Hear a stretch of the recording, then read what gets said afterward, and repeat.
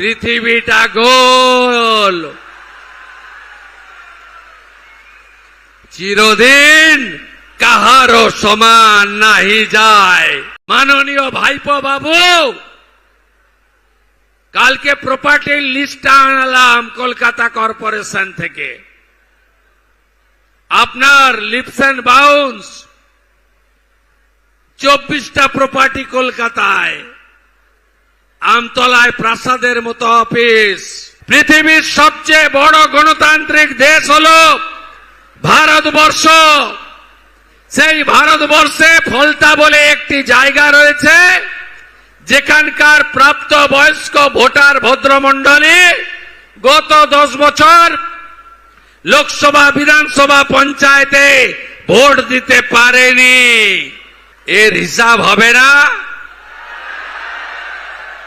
হিসাব হবে।